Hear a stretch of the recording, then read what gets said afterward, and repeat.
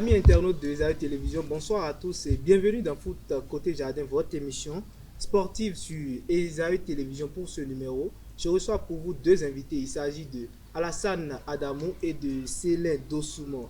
Avec eux, on va débriefer, on va parler de la 24e journée de la Celtics League Pro. Ensuite de cela, vous aurez la réaction de quelques supporters de Abeille après le match entre Abeille FC et Panther FC de Djougou qui a eu lieu ce week-end à Tchaourou. Et pour boucler avec Foot Côté Jardin de ce vendredi, je vous invite à suivre les immanquables. Alors restez concentrés, les bonnes choses, c'est pour quelques instants. À nouveau, bonsoir chers internautes, vous êtes dans des briefs de Foot Côté Jardin et je suis déjà avec les invités. Comme je l'avais annoncé dans le sommet, Célin Dossoumo, bonsoir. Bonsoir Mouidine, bonsoir Alassane et bonsoir à ceux-là qui nous regardent actuellement. Bonsoir Alassane Adam. Bonsoir Mouidine et bonsoir à tous les amis téléspectateurs qui ont pris le rendez-vous de cet après-midi. Merci d'avoir répondu présent à l'invitation. Alors, comme je l'avais annoncé, on parle de la 24e journée de la Celtics League Pro. D'entrée, je m'adresse à vous. Alassane, puisque vous êtes tout le temps sur les matchs de Buffle. Buffle est désormais dans le top 9 de la poule A. Ah oui, une bonne nouvelle pour les fans férus des Buffles du Borgou. Et Dieu seul sait que c'est l'un des clubs qui draine derrière lui un monde fou. C'est quand vous voyez au stade comment les supporters viennent massivement. Il n'y a presque pas de place. Absolument. Même rien qu'à une séance d'entraînement des Buffles du Borgou, quand vous vous rendez, vous voyez le public qui a les supporters, les inconditionnels qui viennent voir l'équipe des Buffles du Borgou à l'entraînement seulement. Je parie qu'il y a même des clubs qui n'ont même pas ce public-là lors des matchs officiels de leur club. Donc, j'avoue sincèrement que c'est une bonne nouvelle pour les supporters de la ville de Parakou qui tremblaient déjà parce que n'oubliez pas que nous sommes déjà dans le sprint final. Nous sommes dans la dernière ligne droite du championnat. Il reste encore 10 journées du championnat et on sentait que le club n'allait pas bien. Mais depuis 3 journées, il y a du mieux.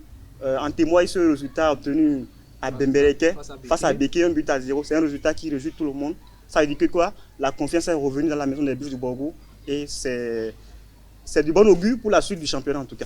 Alors Célin, on reste toujours sur les Buffles du Borgou, cette équipe qui a enchaîné des victoires. Pour vous, quelles sont les raisons ou quelles sont les motivations qui ont poussé les joueurs à faire cette gloire-là? Oui, je crois quand même qu'il y a déjà cette peur-là de ne pas terminer dans le top 9. Parce que lorsqu'on regarde les circonstances, on regarde réellement la pression qui est mise sur cette équipe-là des Buffles du Borgou. Et forcément, c'est que ça crée un déclic dans la tête des joueurs du staff, certainement, qui vont travailler encore plus pour chercher des solutions.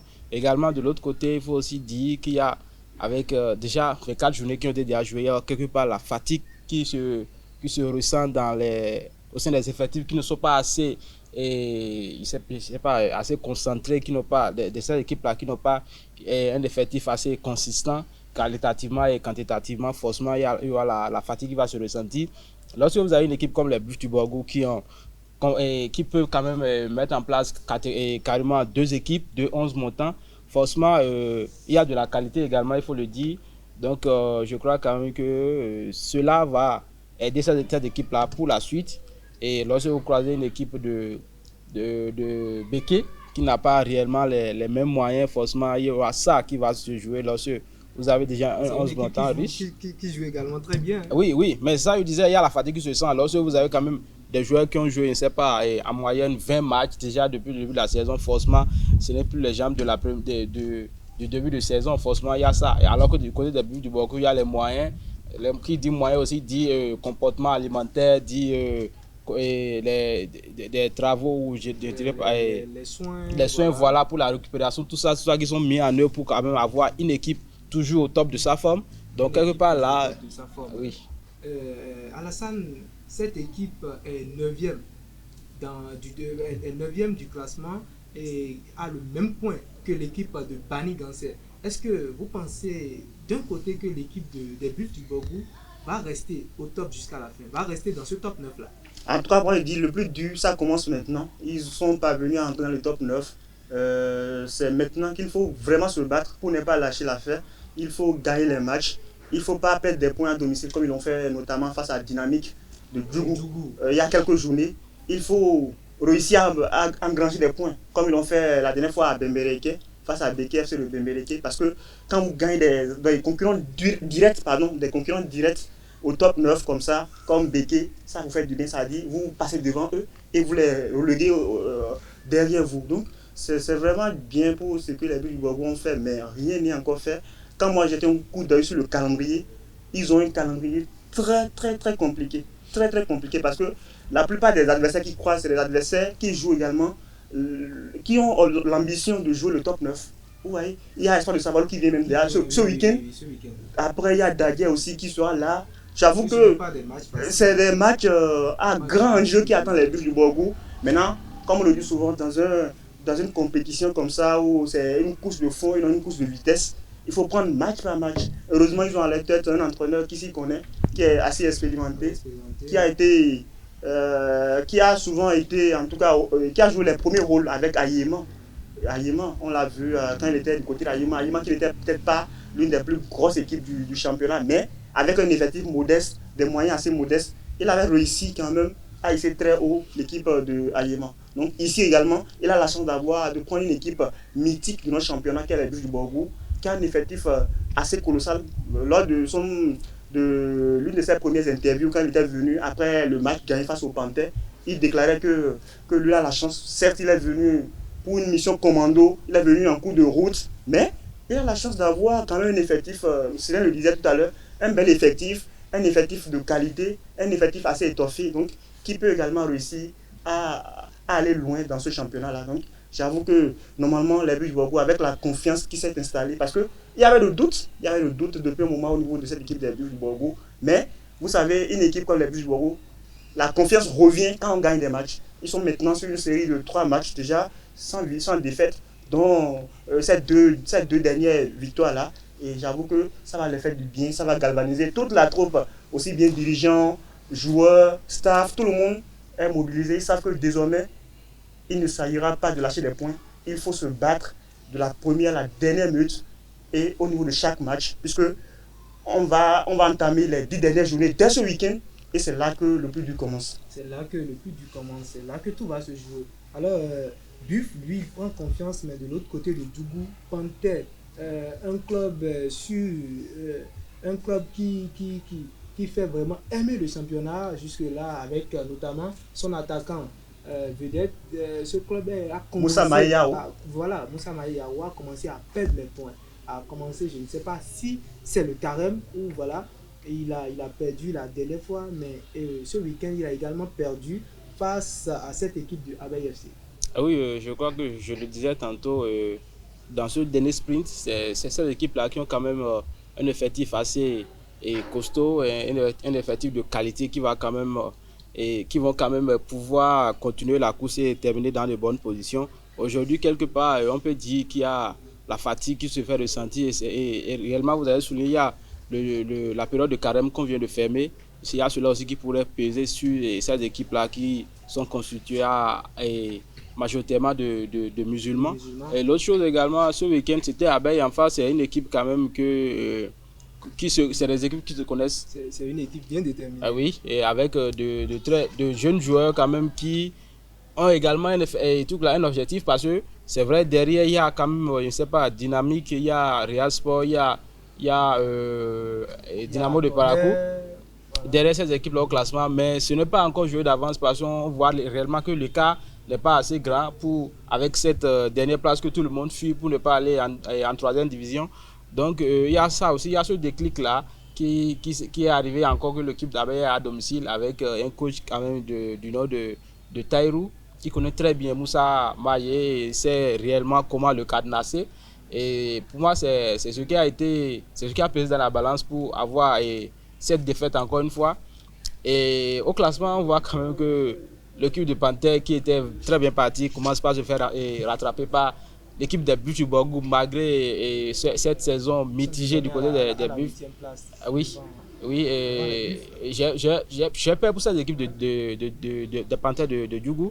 Il va falloir quand même trouver ce dernier souffle-là pour faire ce dernier sprint, parce que c'est pas facile. Et j'espère quand même que comme ils savent le faire, ils vont quand même mettre les petits pas dans les grands avec l'engouement qu'il faut derrière cette équipe-là pour continuer, et pourquoi pas terminer surtout dans ce top 9 là, parce que pour moi, une saison de Ligue 1 sans les Panthères, sans les Buffs du Borgou ne serait pas réellement une saison sportive au Bénin. Une saison de Ligue 1 sans les Panthères, sans les Buffs ne sera pas vraiment une saison sportive au Bénin. Alors, pour les supporters, cette défaite cumulée des Buffles, des Panthères, excusez-moi, de Djougou, c'est surtout pour cette journée, c'est la fête qui a la cause, puisque le match a été joué le jour de la fête du Ramadan. Moi, je trouve peut-être pas cette raison-là fondée parce que jour de Ramadan, certes, mais tout le monde savait que le calendrier a prévu qu'il y aurait un match d'avance en fait. Donc, on ne peut pas prétester de cela pour justifier cette défaite-là de l'équipe des Panthères de Djougou. Quand vous êtes en championnat, vous devez prendre des dispositions, savoir que tous les matchs seront abordés avec beaucoup de détermination, de dévouement, et non aller perdre et en fait trouver des justificatifs. Moi, je trouve très peu convaincant cet argument-là qui consiste à dire que l'équipe des Panthères de Djougou, c'est parce qu'il avait fait qu'elle a perdu. D'autant plus qu'elle n'est pas la seule équipe qui était en fait, toutes les équipes, les Buffs du Borgou étaient en fait, ils sont allés pourtant gagner. Cavalier, toutes les équipes quasiment, ils ont en leur sein des joueurs d'obédience musulmane. Donc, et pourtant, ces équipes-là ont gagné. Donc, ça, moi, je pense que c'est un argument qu'il faut, que moi, je rejette complètement. Il va falloir plutôt trouver les vraies raisons de cette contre-performance, puisque l'équipe des Panthères de Djougou est sur une série de 3 défaites de suite. Ils ont perdu à Niki face à Cavalier, ils ont perdu à domicile face à Rodio, et puis ils ont perdu face à Aveille. Il va falloir vite se réveiller. Ce week-end, ils vont recevoir Dynamo de Parakou. Dynamo de Parakou, c'est jouable, mais attention, Dynamo de Parakou sait également que nous sommes dans le sprint final. Ils se fait déjà éloigner par... Ah oui, et ils ont besoin absolument d'aller faire un bon résultat.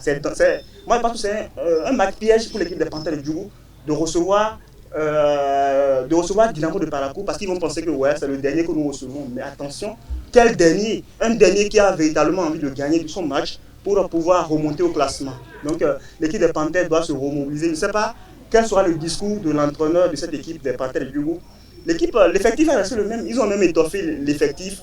Il y a eu des arrivées, des joueurs qui sont arrivés pour étoffer l'effectif. Mais j'ai l'impression que depuis cette phase retour, ce n'est pas une équipe qui convainc assez, qui n'a pas encore réussi à trouver sa stabilité. Il y a manque, il y a pas une cohésion entre les nouvelles recrues. Voilà, donc l'entraîneur doit véritablement trouver l'alchimie nécessaire pour qu'on retrouve l'équipe des Panthères de Djougou qu'on a vue séduisante lors de la phase aller. C'était l'une des équipes qui nous ont séduit lors de la phase aller. Absolument, mais maintenant, depuis un moment, j'avoue que, et même défensivement, ça encaisse déjà trop de buts. Offensivement également, c'est vrai, vous avez un attaquant qui marque beaucoup de buts, mais si déjà vous encaissez beaucoup de buts, ça met le doute et ça fragilise beaucoup de choses au niveau de cette équipe-là. Attention, il va falloir que l'équipe se reprenne. Un peu comme Célé, moi je dirais que à force de perdre des matchs, on va finir par sortir du top 9, puisque là, il y a des équipes qui viennent très fort derrière, qui viennent très fort et qui ont envie de remonter au classement. Donc, il va falloir que du côté de Djougou, on puisse très vite se ressaisir, sinon il y a danger. Il va falloir qu'on puisse très vite se ressaisir du côté de Djougou, puisqu'il y a danger. Une question pour vous avant de continuer, c'est quelle est votre équipe lors de cette journée? Quelle est l'équipe qui vous a émerveillé lors de cette journée? Non, pour moi, c'est forcément cette équipe de Real Sport de Savais qui a coupé l'élan de l'équipe de Bois de Sinandé. C'est vrai que cette équipe de Real était à domicile, mais vu les circonstances sorties comme ça d'une défaite avec un match complètement manqué du côté de Parakou ici face au Buffs du Borgou, et aller à la maison comme ça et recevoir une équipe de Bois qui quand même est une très bonne lancée, qui avait le vent en poupe, c'était pas gagné d'avance et mettre à cette équipe-là 3 buts à 1, c'est... Statistiquement, c'est le meilleur match de la journée. Donc, je crois quand même qu'il faut tirer chapeau à cette équipe de Real Sport quand même, qui a montré que dans ce sprint final, cette équipe-là, quand même, il va falloir faire avec elle. Parce que tout est possible également du côté du Real pour pouvoir sortir de cette zone à problème, si je veux le dire ainsi. Ils sont 13e. Alassane, cette équipe, comme il l'a dit, Real Sport a coupé l'élan de cette équipe de Boa FC de Sinandé. Une première défaite pour Claver Kounoudi. Non, pas une première défaite. Il y avait... lors de cette de ces phases retour. Non, il y avait déjà une défaite à Dadje, face à Dadje. Oui, ils avaient perdu ça. Ça fait la deuxième défaite. Mais à domicile, ils sont invaincus. À domicile, ils sont carton plein, 4 matchs, 4 victoires à domicile. Mais à l'extérieur, je pense que c'est la deuxième défaite depuis la phase retour. Mais c'est une équipe assez performante qui séduit, qui étonne plus d'un. C'est une équipe qui fait plus que ce qu'on lui demande. Ouais, parce que qui peut-être comble plus les attentes au-delà des moyens qu'elle a. Parce que c'est peut-être, moi je dirais peut-être si on cherche, c'est le plus petit budget peut-être du championnat. Parce que c'est une équipe qui vient de la Ligue 3, qui n'a pas un soutien. Avec des joueurs locaux. Des joueurs locaux, qui n'a pas un soutien de taille, qui a un président, un assez jeune président à sa tête. Il n'y a pas une société qui l'accompagne. C'est vrai, on me dirait que ce n'est pas le seul club qui est dans ce cas. Mais moi j'ai la chance d'être un peu proche de cette équipe-là. Je sais que c'est une équipe qui a des moyens franchement très limités. C'est l'une des équipes qui serait ampliée actuellement pour que les subventions de l'État puissent vite venir rapidement pour que cette équipe-là puisse retrouver son vrai souffle là, et financièrement parlant, afin de pouvoir bien fonctionner. Mais malgré cela, je pense que les joueurs de Bois sont à féliciter. Ils arrivent quand même, en dépit des moyens assez limités, à se surpasser, à faire de bons résultats. Et là, face à l'équipe de Riasport de Parakou, Riasport de Parakou a fait, pardon, de Savais, qui n'est plus de Riasport de Parakou, de Savais. Riasport délocalisé désormais à Savais, et qui joue même désormais à Ouessé. Donc cette équipe de... C'est un stade où personne ne veut aller. C'est vous qui le dites alors. Donc c'est ce qui se dit, puisque c'est un stade où c'est un peu compliqué le retour, puisque le voyage c'est l'aller et le retour. Mais quand vous voyagez, vous avez de facilité à voyager, et en retour on vous dit vous ne pouvez pas rentrer puisqu'il n'y a pas de taxi, il n'y a rien pour vous ramener, pour vous faire sortir de la bourse. C'est un peu compliqué, c'est pourquoi c'est un stade un peu compliqué. Ah oui, donc de toutes les façons, moi je pense que c'est un bon résultat que cette équipe de Riasport a effectué, a réalisé face à Bois FC. Bois FC, vous l'avez dit, c'est un concurrent direct pour la lutte pour le maintien. En tout cas, quand il dit maintien, pour ne pas descendre en Ligue 3, ils ont réussi à battre un concurrent direct, c'est tout bénéfice. Même si Bois FC a un certain nombre d'écarts de points par rapport à cette équipe de Riasport, c'est quand même très bien de pouvoir gagner ce match. Ça donne de la confiance à cette équipe de Riasport. Ça donne de la confiance à cette équipe de Riasport.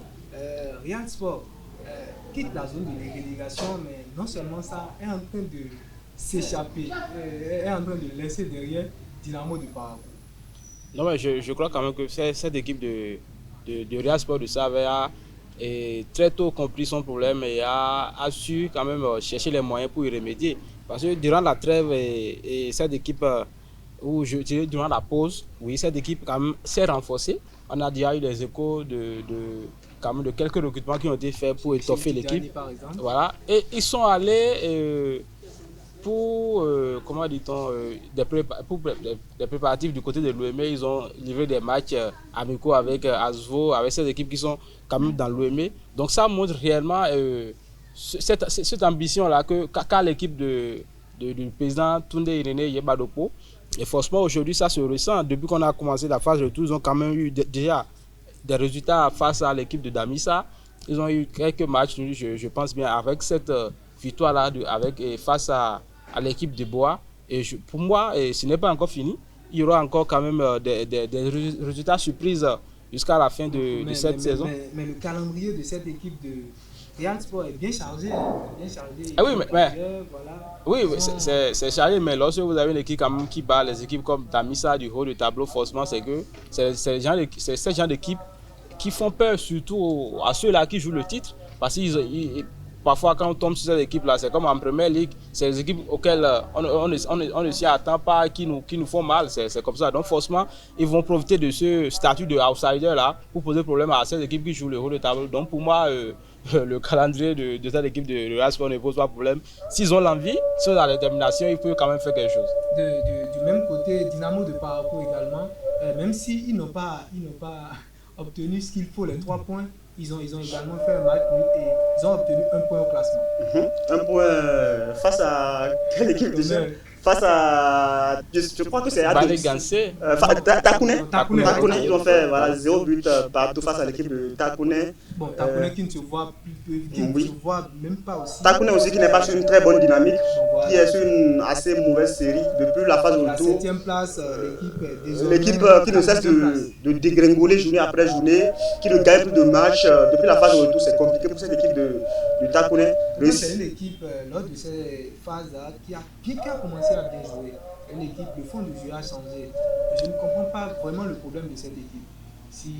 Voilà. C'est une équipe qui joue très bien, avec une défense à 3, 5 milieux, mais avec le coach Ibrahim Aboudou, l'ancien des Bus du Borgo. Oui, l'équipe ne se retrouve pas, mais pourtant, c'est l'équipe qui m'a pourtant laissé une bonne impression quand elle a joué face au Bus du Borgo. Quand bien elle a perdu, avec un but cruel qu'elle a encaissé en toute fin de partie, mais dans l'ensemble du match, c'est une équipe qui m'a laissé une très bonne impression dans le contenu du jeu. C'est vrai que par moment, elle a péché par naïveté, en voulant trop jouer derrière. Les séquences sur lesquelles elle a réussi à inquiéter la Bus du Borgo, on sentait que... Est-ce que cette équipe voulait vraiment gagner face au but? Non, on sentait véritablement qu'elle était venue tout au moins faire match nul. Tout au moins, elle avait plus envie de faire match nul que de faire un bon résultat. Et pourtant, elle avait les moyens. Je me dis qu'elle a manqué d'ambition. Elle avait pourtant les moyens pour gagner l'équipe des Bus du Borgo ce jour-là, mais elle n'en a pas profité. Et derrière, comme le football reste le football, elle a subi ce qu'elle devait subir, la défaite ce jour-là. Pourtant, dans l'ensemble, elle a fait un bon match. Donc, c'est une équipe de Takouné qui doit véritablement se ressaisir parce que les ambitions du côté de... Contrairement à ce qu'on peut penser, les ambitions du côté de Takouné, c'est de finir parmi les 9 premiers. Hein. C'est de finir parmi les 9. Moi, j'ai entendu les dirigeants dire que ouais, c'est pas une équipe qui veut forcément finir, n'est pas forcément descendre en Ligue 3, mais non. Au contraire, c'est finir parmi les 9 premiers pour jouer la Ligue 1 l'année prochaine. N'oubliez pas que c'est l'équipe phare de la Liborie. Dans toute la Liborie, c'est vrai, il y a Bani Gansé qui est là, mais Bani Gansé est venu des années après que Takouné existait. Dans toute la Liborie, toutes les populations de la Liborie se retrouvaient à travers Takouné. Quand Takouné jouait, il y a la ferveur populaire, il y a des gens qui venaient de Manville, des gens qui venaient de Bani Kouara, de Gogounou et des villes environnantes de Kandi pour venir soutenir cette équipe-là. Mais cette équipe qui ne va pas très bien, on espère que l'entraîneur Ibrahim Aboudou va trouver la formule nécessaire pour que cette équipe-là puisse retrouver sa forme afin de revenir dans le top 9. Afin de revenir dans le top 9, on va marquer une première pause, chers invités et chers internautes, pour suivre la réaction des supporters à travers les cartons colorés. La rencontre, j'ai constaté que nos joueurs n'ont pas démérité. Et comme c'est la fête de Ramadan, il faut dire que Abeille a fait la fête à Panthère FC face à 2-0. Donc, vraiment, j'ai apprécié le match. Ah, vraiment, je les félicite beaucoup. Je félicite Abeille beaucoup. Voilà, ils ont bien joué. L'équipe d'Abeille a bien joué ce soir. Ils ont présenté un bon match. Je félicite l'équipe de Abeille FC de Tchaourou. Et je tiens à remercier aussi le coach qui a fait un bon classement aujourd'hui. Ils ont présenté un bon jeu. Ah, vraiment, le petit Farid, là, il a bien joué. Je remercie M. Farid Edou. Il a bien joué, il a présenté un bon match aujourd'hui. Il mérite un homme de match. Je donne le carton vert à Farid Edou. Avec mérite carton vert aujourd'hui. Je lui donne un carton vert. Votre plateau, vous venez de suivre la réaction des supporters à travers les cartons colorés. Ici, il s'agit des supporters de Abeille après la rencontre qui a opposé cette équipe à l'équipe de Panthère FC de Djougou à Tchaourou. Chers invités, vous venez de suivre également Céline Dossoumon. D'entrée, je commence avec vous. Comme je l'avais fait à l'entame avec Alassane, qu'est-ce que vous pensez de l'avis de ces supporters? Non, mais je crois quand même que malgré qu'ils sont supporters, qui ne sont pas vraiment des connaisseurs du football, ils savent apprécier quand c'est bien fait. Et là, je vous arrête, il y a des supporters qui sont, plus que les coachs. Oui, c'est une réalité, mais ils ne sont pas nombreux. La majorité sont des fanatiques qui ne maîtrisent pas réellement. Quelquefois, on critique le classement du coach sans savoir ce qu'il en est. Mais là, puisque c'est bien fait, il y a quelqu'un qui a dit qu'il a apprécié le classement pour voir le coach. Il y a beaucoup qui ont quand même aimé ce match-là, même s'il est entré en jeu de Farouk Edou. Et je crois quand même que c'est bien pour la confiance. On voit réellement qu'ils sont contents.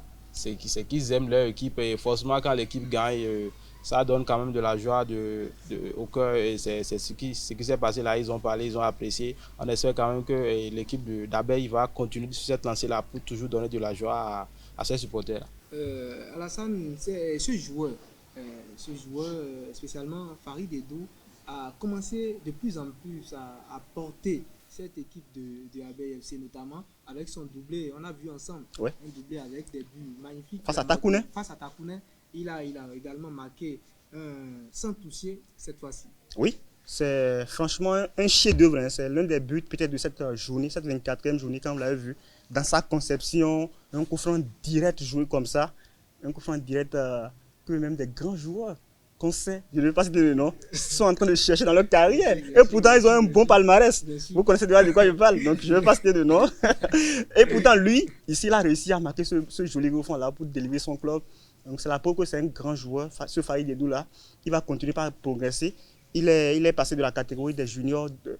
Rappelez-vous, il était à la CAN, à la dernière CAN U20, avec sous l'ordre du sélectionneur Mathias Deguenon. Il avait réussi sa CAN, c'était l'une des révélations, je vais même dire, de cette CAN là, au niveau de cette compétition réservée aux joueurs de moins de 20 ans. Et depuis ce temps, c'est vrai, il y a quelques blessures, on le disait en off tout à l'heure avant l'émission. Malgré ces blessures, ces interruptions, le joueur est revenu en forme. Ouais, on peut, votre corps peut vous lâcher, mais si votre talent demeure toujours, même quand vous revenez de votre blessure, votre longue blessure, le génie reste toujours, le talent reste toujours, le talent ne l'état plus. Et j'avoue que c'est un joueur qui fait énormément du bien à l'équipe dirigée désormais par Adam Taïrou, et qui connaît bien cette formation. Et on le disait, c'est un joueur qui a fait le tour de plusieurs clubs. Hein. On l'a vu évoluer à Dadje, on l'a vu évoluer avec Bani Gansé la saison dernière notamment. Ça veut dire que c'est un joueur assez convoité. Il est très convoité par les clubs. Grâce à son talent, c'est un joueur de par son coup de génie. Lorsqu'il n'y a pas une solution pour aller marquer ce but-là, pour vous ramener la victoire ou bien pour vous égaliser quand vous êtes dans une situation compliquée, il est capable là, sur un coup de génie, sur un coup franc, c'est une belle reprise d'aller marquer ce magnifique but-là pour délivrer l'équipe. C'est un plus. Il tire l'équipe vers le haut, l'équipe de Abeille FC de Tchao. Et on a vu la joie des supporters dans leur réaction, les supporters qui sont joyeux. Et on sent dans leur analyse qu'ils viennent non seulement en supporters, en fans férus de Abeille, mais ils font également des analyses profondes pour se dire que voilà, ça a marché, ça n'a pas marché. C'est vraiment intéressant de la part de ces joueurs-là. Et cette initiative que vous avez également, de leur tendre le micro, c'est une belle initiative. Ça permet de savoir que les supporters, nos supporters ici, il n'y a pas qu'en Europe que les supporters savent faire la part des choses. Quand il y a défaite, quand il y a victoire, non. Ici également, il n'y a que les supporters savent également lire un match dans le contenu véritablement pour vous dire ce qui n'a pas marché, ce qui a marché. À sa place, Céline Dossouman, à la place du coach, est-ce que si vous avez un tel joueur, vous allez décider de le mettre au banc? Parce que je ne connais pas vraiment les motivations du coach, mais Farid Edou a commencé le match sur le banc, il n'était pas vraiment content. Oui, vous venez de le dire, vous ne connaissez pas réellement les motivations du coach.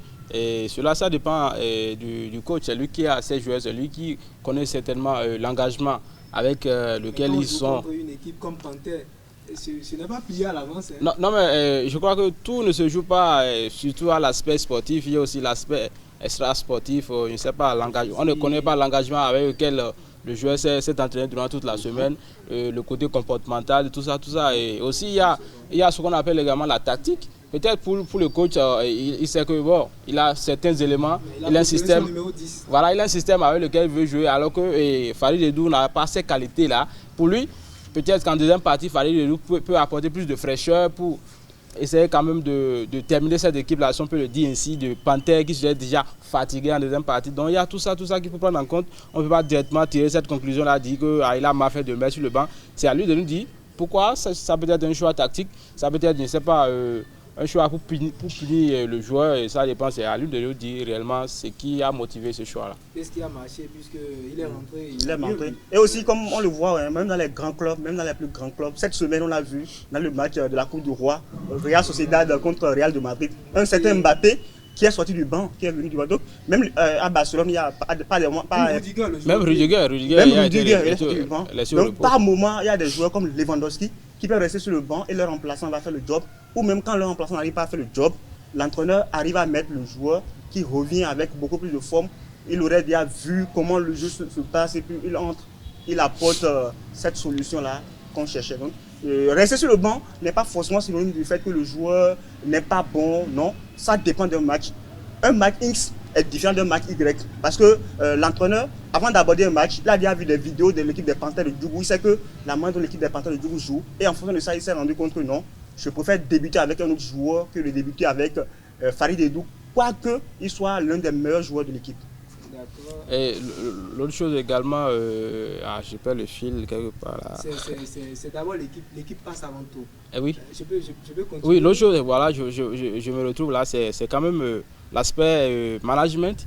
Nous sommes dans une dernière sprint finale, il va falloir quand même savoir manager son effectif parce que lorsque vous laissez des joueurs sur le banc à tout moment, lorsque vous aurez des blessés, que vous avez besoin de cette dernier là, ils ne vont pas répondre comme cela se doit. Donc il faut savoir quand même gérer votre effectif pour que tout le monde puisse répondre présent quand vous avez besoin dans ce sprint final. Pour que tout le monde puisse répondre présent toujours lors de cette 25e journée, 24e journée, je suis déjà en 25e journée. C'est déjà ce week-end. 24e journée, Cavalier, lui, qui avait l'occasion de marquer des points et de réduire l'écart face à qui est entre lui et Dadje, n'a pas pu le faire. Cette équipe a perdu, même si c'est face à Dynamo d'Abomey. Oui, c'est un coup de tonnerre pour l'équipe des Cavaliers de Niki, qui avait pourtant réussi à battre Tonnerre avant cette journée, à Boyko en plus, à ramener un bon résultat. Et derrière, ça n'a pas suivi, il fallait enchaîner, mais ils se sont fait surprendre par l'équipe de Dynamo d'Abomey, qui a également une très belle formation. C'est l'une des formations que moi je prends du plaisir à voir, avec des joueurs, de très bons joueurs en son sein, comme Dacosta, Romeo Dacosta, leur capitaine dont le nom m'échappe, l'ancien des buts du Borgou. Son nom va me revenir à l'esprit, un ancien des buts du Borgou qui est très bon également. Ils ont un gardien qui est un international togolais, je vous en prie, qui joue également les matchs avec l'équipe nationale du Togo. Donc c'est une équipe qui est très bien amie, c'est l'une des équipes sur lesquels moi je suis prêt à me mouiller pour dire qu'ils font faire partie des top. Qui a sombré également. Oui, à un moment donné, oui, ils ont eu un coup de moins bien, ils ont eu un passage à vide, mais ils sont vite revenus désormais. Depuis quelques journées, il y a du mieux au niveau de cette équipe de Dynamo d'Abomey qui est en train de retrouver l'élan avec un bon entraîneur en plus qui est là, qu'on appelle le Pep Guardiola du championnat béninois, qui aime le jeu. Et j'avoue que c'est un bon résultat pour l'équipe de Dynamo d'Abomey. La preuve, c'est qu'ils sont passés à la 3e place. Ils sont passés devant Danissa, parce que Danissa, au même moment, faisait un match. Ils sont à un point de Cavalier. Des Cavaliers de Niki. Donc c'est un bon résultat, mais en revanche, pour les Cavaliers de Niki, il va falloir vite se reprendre. Oui, mais c'est pas compliqué, ils sont toujours à la 2e place, cette équipe-là. Ils sont toujours à la 2e place, mais attention, quand derrière, vous voyez comment c'est très serré, il va falloir ne pas perdre ces matchs-là. Si vous ne gagnez pas, à domicile, moi je dis toujours, il faut tout faire pour ne pas perdre à domicile. Surtout quand vous jouez contre des concurrents directs comme Dynamo d'Abomey, c'est pas bon pour l'équipe des Cavaliers. Lors de cette 24e journée, c'est pas que la 24e journée, je vais retourner un peu en arrière, la 23e journée également. Il y a beaucoup de choses, non seulement même la 23e journée, lors de ces phases-là, retour, il y a beaucoup de choses qui se passent, notamment avec les journalistes et les photojournalistes qui se font massacrer. Donc ça c'est le mot. Ils se font massacrer sur les terrains. Quand un photojournaliste décide de prendre des images, on lui dit non. Quand un journaliste décide de monter sur le terrain, on lui dit non. Quand il décide, en tout cas on les empêche de faire leur boulot. Qu'est-ce que vous pensez de ces réactions de certains clubs? Non mais c'est tout simplement dommage. C'est quand même une situation qui m'attriste énormément parce que aujourd'hui, c'est vrai, on me dira qu'il y a A+, et par le passé, dans le passé récent également, il y a également Dema TV qui essaie quand même de nous retransmettre les matchs. À part ces deux-là, il n'y en a pas vraiment. Si ce n'est pas ces journalistes-là qui vont sur les pelouses, qui vont dans les stades, qui essaient quand même de nous retransmettre ces matchs-là. Moi, j'ai fait ce boulot-là quand j'étais à l'université d'Abomey-Calavi. Par moment, je n'avais même pas l'accès au stade. On restait au niveau des cabines là pour regarder, écrire, on retransmettait dans les forums un peu partout. c'est dommage. C'est dommage. C'est ceux-là qui donnent de la visibilité à notre championnat. Et comme ça, on va sur les pelouses, on les appelle de travailler. Pour moi, quand même, je sais pas, je ne trouve pas le mot réel pour expliquer ce qui se passe là actuellement. Et pour moi, la faute, c'est à la fédération. C'est la fédération qui a, ou je dirais la ligue, qui organise une compétition qui doit mettre tout le monde dans les conditions pour pouvoir travailler. Si aujourd'hui les journalistes refusent de travailler, les photographes refusent de travailler, à quoi va ressembler le championnat? Moi, je laisse la fédération ou la ligue répondre à ma question. Ce serait compliqué surtout pour les joueurs. La simple raison, Alassane, pour lesquelles ces clubs ne laissent pas les journalistes fouler le sol, fouler la pelouse, c'est juste à cause des gris-gris. Ils disent qu'ils sont les porteurs de gris-gris. Moi, je pense que c'est vraiment un comportement très horrible qu'il va falloir bannir de nos stades parce que ça ne fait pas une bonne image de notre championnat. C'est plutôt un comportement, un phénomène qui ternit notre football. Mettre l'aspect mythique devant que l'aspect le plus important. Parce qu'aujourd'hui, la communication, c'est incontournable. C'est même la communication qui vend un championnat. Imaginez un championnat sans communication. Imaginez, je prends un championnat au hasard comme ça, un championnat comme le championnat d'Angleterre, sans communication, où on n'a pas accès à aucun match. Manchester United joue et personne n'a accès à l'image. Ce n'est pas retransmis nulle part. Et ce n'est qu'après que on a le score. Vous imaginez comment c'est horrible pour les supporters, pour ceux qui sont des férus du football.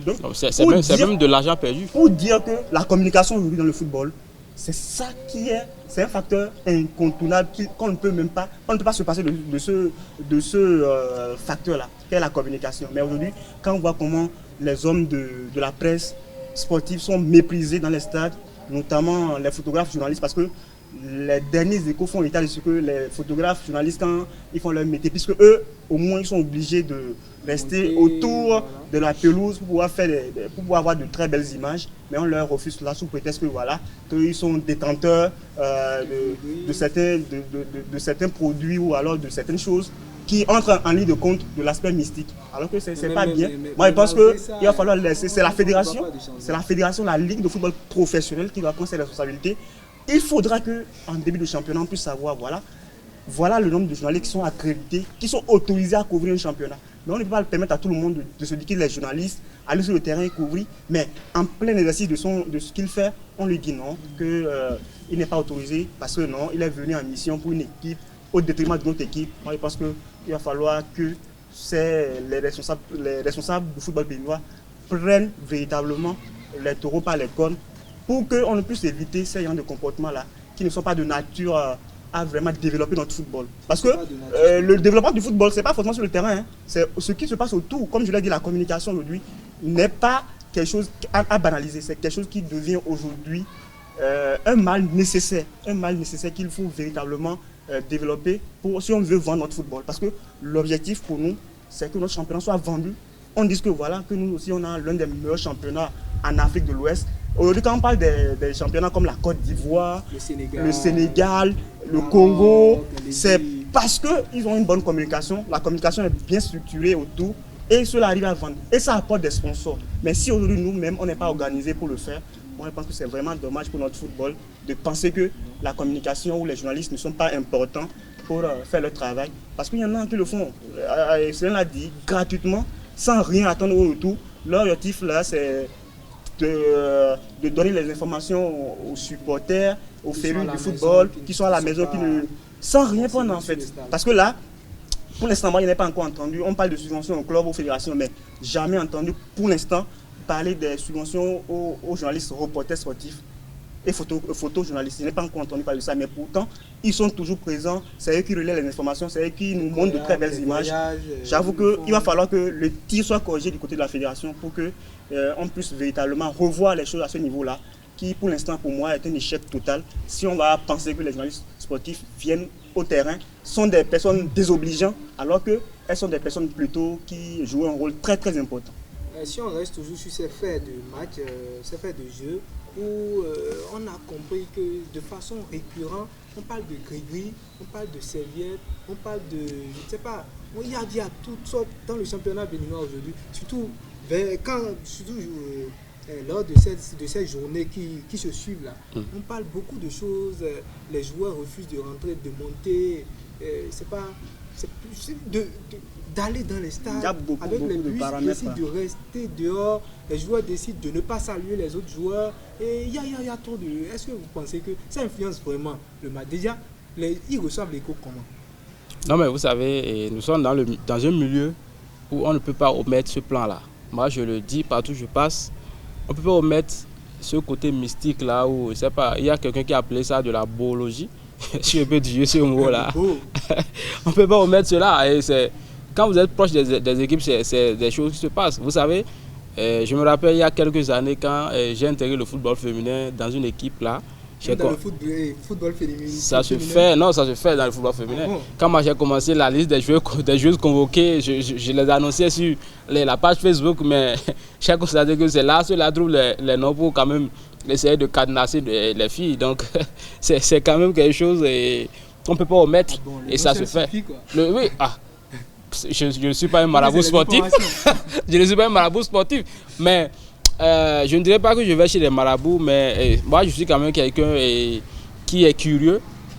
Culturel. Pas forcément culturel ou culturel, mais je suis curieux quand j'ai l'opportunité de m'approcher de ces personnes-là qui font de ces genres de choses-là. Je leur pose beaucoup de questions. Il y a plusieurs types de choses, des trucs pour se protéger, pour quand même... il y a même des choses pour anéantir l'autre. Parce qu'aujourd'hui, puisqu'on veut le résultat, il y a certains qui sont prêts à avoir le résultat sans tenir compte de la santé ou bien de la bonne forme de l'autre. Ils sont prêts à tout faire. Donc pour moi aujourd'hui, tout est possible et ça existe réellement. Mais on ne devait pas réellement mettre cela au devant de la scène, au devant des résultats. Parce que pour moi, même si vous faites des gris-gris, si votre joueur n'a pas de qualité, si on dit par exemple maintenant qu'il y a quelque chose qu'il faut utiliser pour frapper dans les buts, mais si le joueur ne sait pas frapper dans les buts, le grigui ne venait pas prendre le ballon depuis la main du gardien pour aller le mettre dans le but adverse. Le grigui peut l'orienter là où il va tirer. Non, le grigui peut mettre un peu plus de puissance.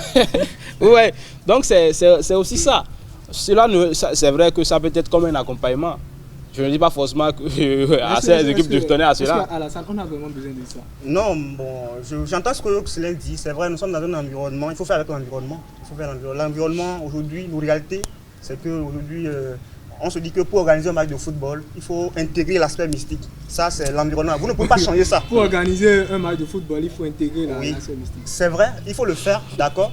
Vous ne pouvez pas aujourd'hui, du jour au lendemain, interdire ça. Vous ne pouvez pas du jour au lendemain bannir ce comportement-là de nos équipes et autres là. Vous ne pouvez pas le faire, d'accord. Mais que cela n'ait pas de répercussions sur le travail des autres corporations comme les journalistes sportifs, des photographes journalistes sportifs qui viennent faire leur métier. On ne doit pas, chacun doit rester dans son couloir. Moi je suis pour ça. Je n'interdis pas peut-être à un joueur ou à une équipe de faire ce qu'elle doit faire pour gagner son match. Quel que soit le plan sur lequel elle est, le plan tactique, le plan mystique et autres, là non. Mais que on ne puisse pas, que ce comportement-là ou bien ces pratiques-là n'aient pas d'impact là sur ce que doivent faire les hommes de presse, les hommes de la caméra, de la plume et du micro qui viennent faire le travail pour pouvoir relayer notre championnat. Pour vendre, moi je dis, ils font un travail magnifique et ils ne sont même pas assez payés pour ce qu'ils font. C'est eux qui vendent notre championnat. Sans communication, il y en a qui nous suivent. Moi j'ai assez de confrères qui m'écrivent de l'extérieur, d'entraîneurs français, d'autres espagnols qui m'écrivent un peu partout parce que je gère la page Facebook d'une équipe là, via laquelle ils arrivent à m'écrire. Donc ça veut dire quoi? Ils suivent. Cela leur permet. Imaginez l'instant qu'il n'y avait pas ces canaux d'information, ces canaux de diffusion d'informations là. Vous n'allez pas voir ça quelque part. C'est ça qui leur permet de. Et si je ne me déplace pas sur le terrain, me mettre dans des conditions les plus optimales pour pouvoir relayer les informations, vous ne pouvez pas avoir les bonnes informations. Il ne faut pas se taire. J'avoue réellement qu'il va falloir que les responsables, parce qu'on on a des associations de journalistes reporters sportifs désormais. Ouais. Il y a au moins deux associations de journalistes sportifs que moi je connais désormais reconnues. Il va falloir que ces associations-là, que les responsables de ces associations-là puissent vite se réveiller et véritablement mener cette lutte-là qu'il faut afin que véritablement on puisse interdire ces genres de comportements-là dans nos stades. On va peut-être revenir un peu sur ça, mais on marque une seconde pause pour suivre les immanquables du stade.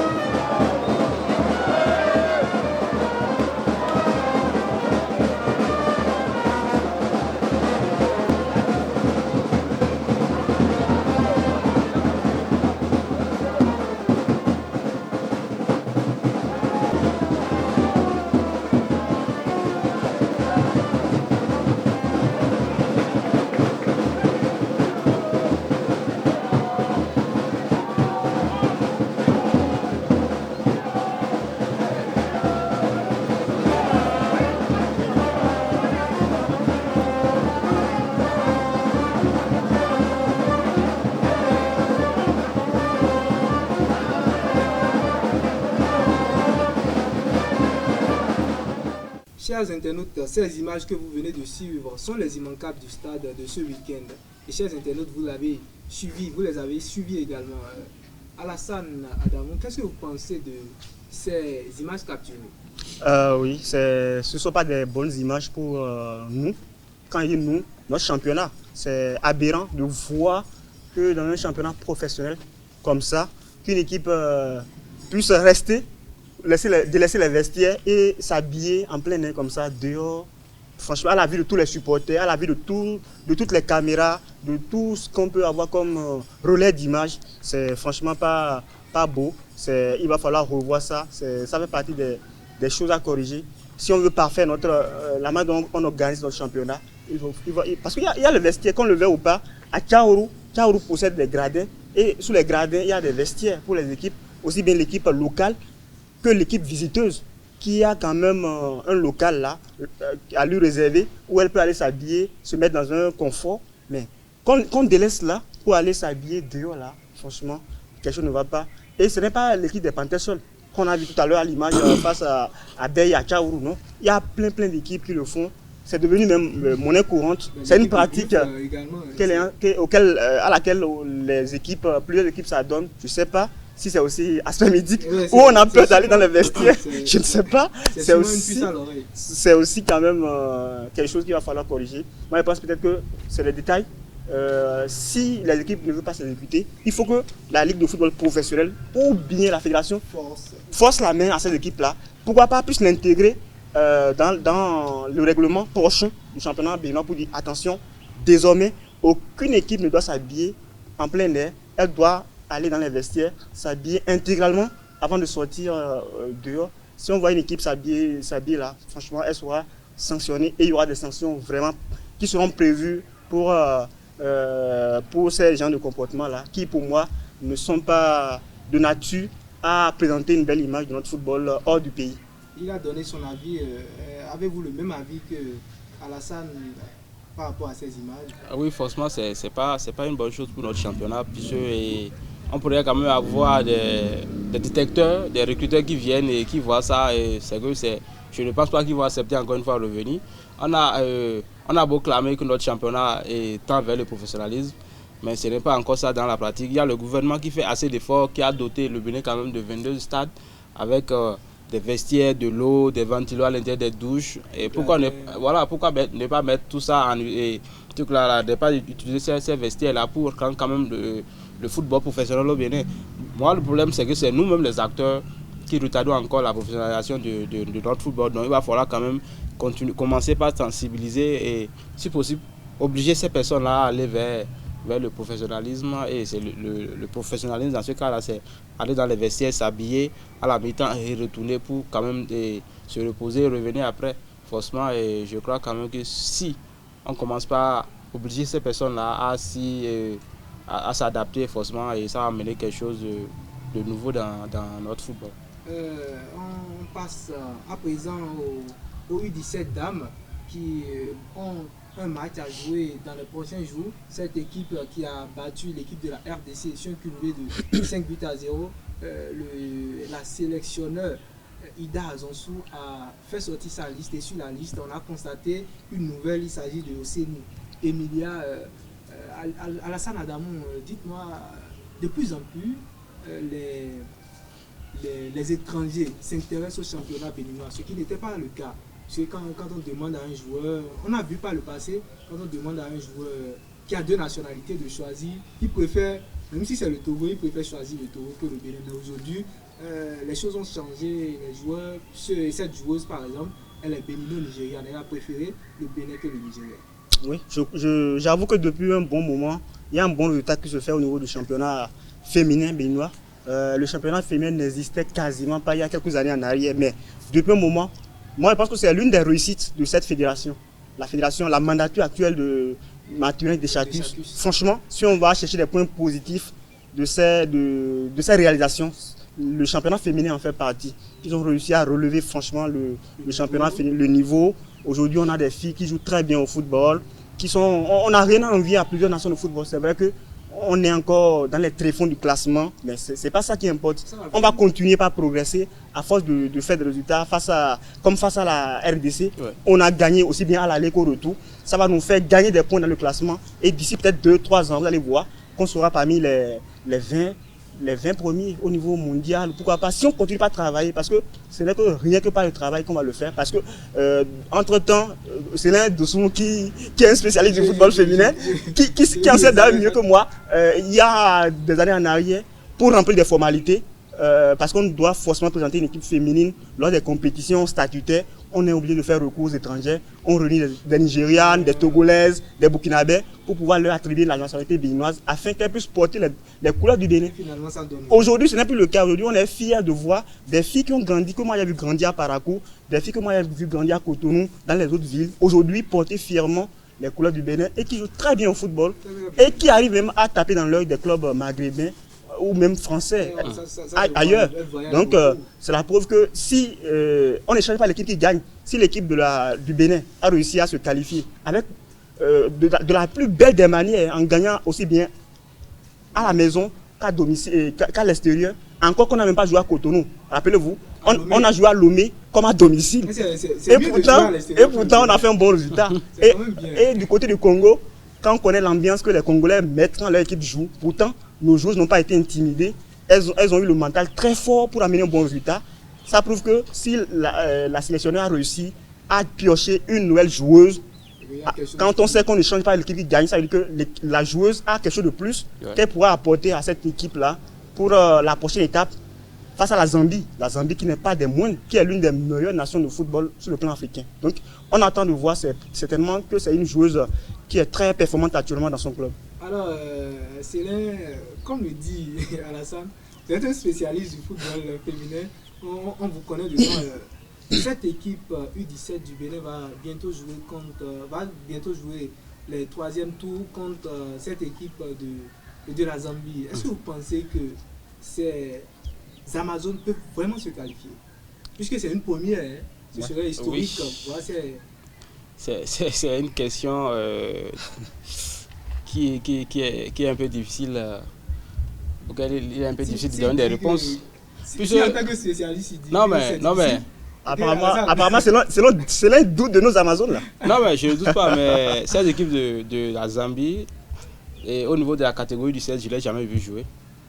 Donc c'est vrai, il y a une différence de niveau. Par exemple, lorsqu'on prend l'équipe de la RDC, au niveau senior, cette équipe de la RDC est incomparable à celle des Amazones du Bénin.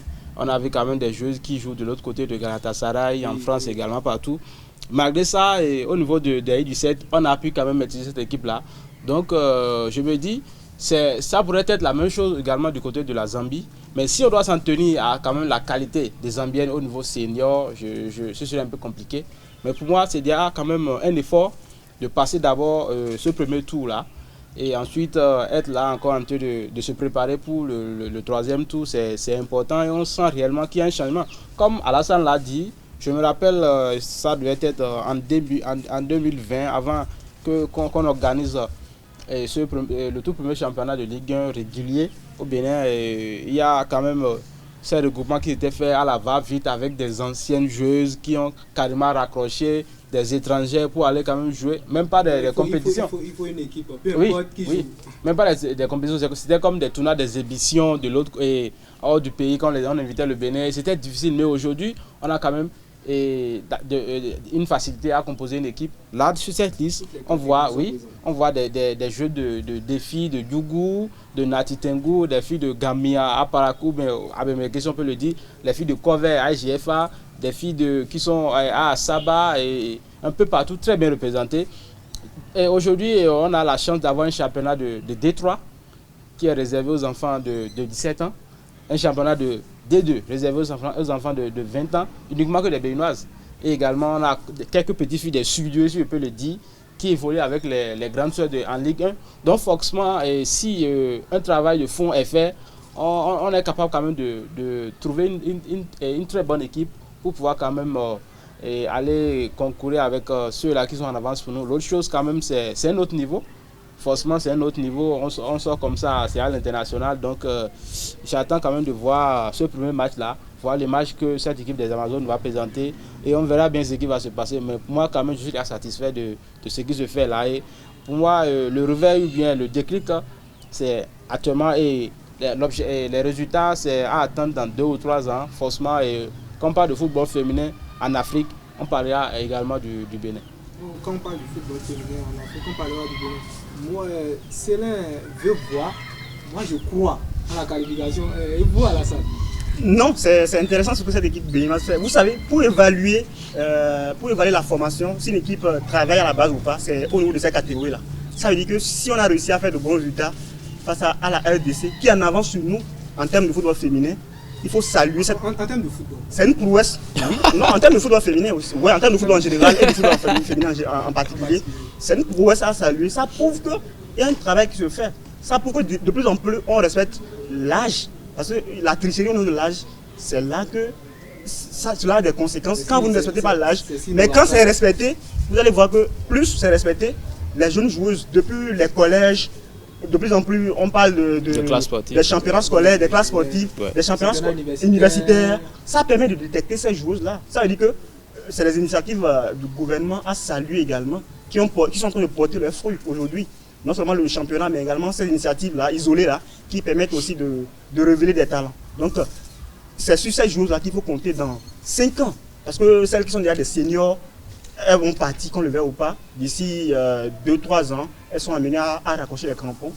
Parce que, vous savez, le football, il y a un âge donné. À un âge donné, l'organisme ne répond plus. Vous êtes obligé de raccrocher les crampons. Mais ces joueuses cadettes-là, il faut véritablement les suivre. Il faut véritablement les encadrer comme cela se doit, afin qu'il n'y ait pas une rupture de génération. Il ne faut pas que d'ici 5 ans, le Bénin puisse manquer encore cette catégorie-là, ou bien puisse manquer une équipe féminine représentative. Mais il faut continuer sur cette base-là pour que ces U17-là, dans 2-3 ans, deviennent des U20 et dans quelques années, deviennent des seniors, l'équipe A du Bénin. Vous voyez, donc cette continuité-là va nous permettre d'avoir véritablement une équipe féminine là, compétitive, et ce sera une chaîne, continuer toujours par former à la base pour que le Bénin puisse véritablement s'installer comme l'une des meilleures nations du football féminin en Afrique. Et du football en général également, c'est mon souhait. Le foot côté jardin, c'est le sport, c'est le football dans toute sa splendeur, et on est presque à la fin. Célin, vous avez quelque chose à ajouter? Non, mais pour moi, je vais revenir quand même sur cette question avec les photojournalistes. Je crois quand même qu'il va falloir que la fédération... C'est une question qui me tient à cœur. Ah oui, forcément, en tant qu'homme de médias, ça doit me tenir à cœur. C'est vrai que je ne suis pas photojournaliste, mais sans ces photojournalistes, je ne peux pas travailler. Forcément, et si... Quand on dit quand la maison du voisin brûle, quand tu ne te lèves pas, forcément ça va te rattraper. Aujourd'hui, on parle des photographes, des photojournalistes, forcément d'ici quelques journées, je ne dis même pas quelques mois, ça va tomber sur les journalistes, forcément. Aujourd'hui, c'est vrai que c'est les photojournalistes, on en parle beaucoup, mais il y a quand même de ces journalistes-là qui ont été déjà marginalisés de la sorte. Et c'est vrai qu'on n'a pas beaucoup parlé de ça, mais il y en a eu, donc j'espère réellement. En temps, il y a la fédération qui avait lancé un processus pour enregistrer ceux-là qui veulent couvrir le championnat. Après, on a stoppé, mais il va falloir quand même que la fédération puisse prendre réellement ses responsabilités et mettre tout le monde dans de bonnes conditions pour faire un travail et pour, en quelque sorte, faire rayonner réellement notre football. Pour faire rayonner, Alassane, vous avez un mot, puisque nous sommes à la fin. Un mot, c'est déjà le week-end. C'est déjà le week-end. On va juste prendre le rendez-vous pour les grands rendez-vous du week-end. Ici à Parakou, on a ce match samedi là, Buffle, Espoir de Savalou.